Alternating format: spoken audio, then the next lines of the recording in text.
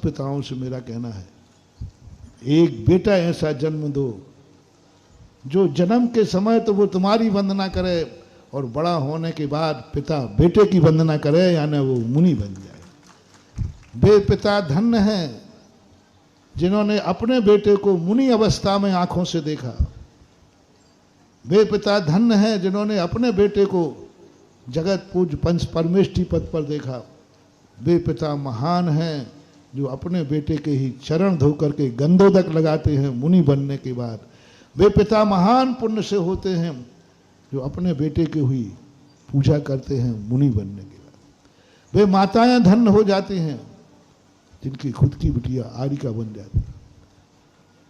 और वे गुरु धन्य हो जाते हैं, वे गुरु पुण्यात्मा हैं जो ऐसा शिष्य उनको मिले कि वे अपने सामने ही अपने शिष्य की वंदना करने के लिए लालायत हो उठे।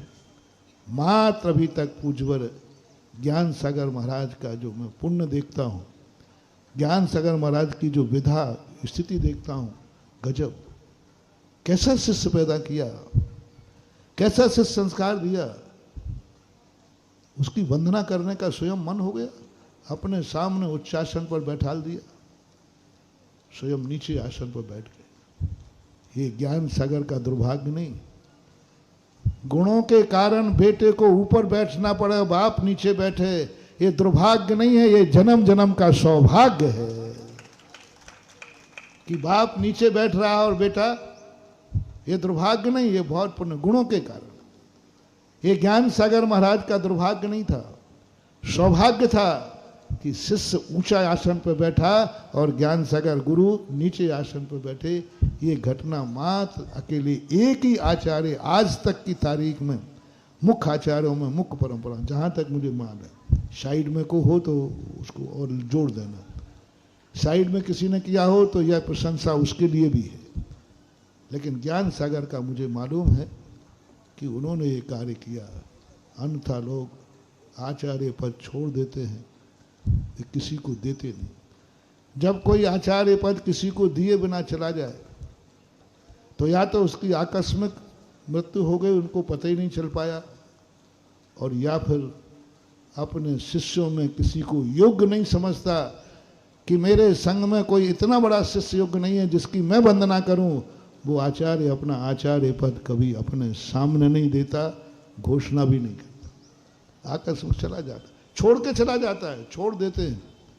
वो तो निर्मित हो जाते हैं लेकिन किसी को देकर नहीं जाते, और अपने सामने अपने आंखों से उसको उच्चासन नहीं बैठे, क्योंकि उनकी दृष्टि में है ही नहीं कि इसमें इतनी योग्यता है कि मेरे द्वारा वंदनीय हो जाए। ये सौभाग्य पूज्यवर गुरुदेव आचार्य ज्ञान सागर महाराज को मिला। धन्य है वे ज्ञान सागर महाराज जिन्होंने आज अमावस्या के दिन तीन भगवान, तीन महान आत्माएं, जितने लोगों की हम तिथियां उठाते हैं सब तिथियां शुभ हैं, लेकिन तीन महान व्यक्ति हैं जिन्होंने सबसे इतने महान थे कि सबसे निकृष्ट तिथि को भी उन्होंने मंगल बना दिया। ये कौन है? महावीर स्वामी। किस दिन मोक्ष हुए? अमावस्या बहुत अशुभ मानी जाती, मजदूर भी इसको अशुभ मानते।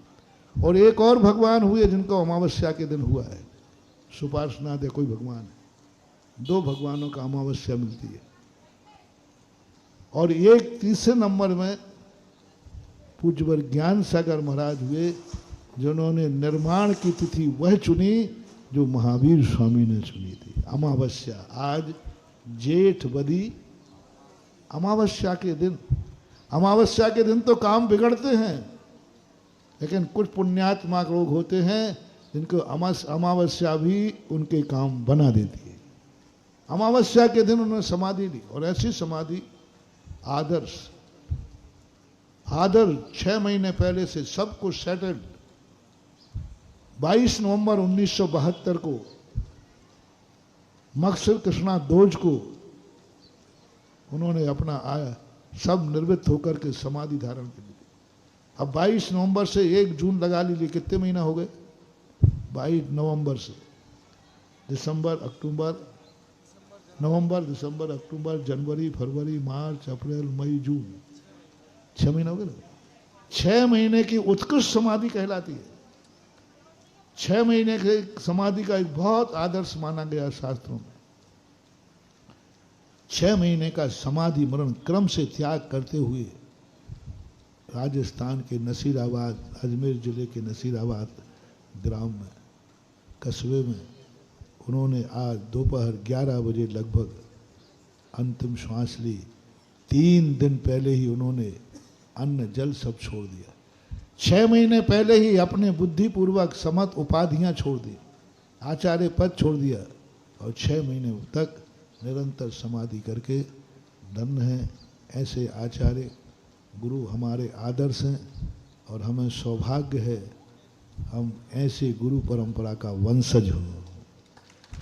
शान ज्ञान सागर महाराज हमारे दादा गुरु हैं और उन्होंने अपनी इस स्थिति में बातें बहुत सारी कहने को हैं, लेकिन आज इतने ही संक्षेप में यही है कि बहुत बड़ी बात जब उनकी होती है तो उन्होंने ऐसा साहित्य के जगत में, चारित्र के जगत में, और जब वो अपने आचार्य बने उस समय जगत में आचार्य ज्ञान विद्यासागर की जब दीक्षा हुई तब ज्ञान सागर आचार्य नहीं थे, वे मुनि थे।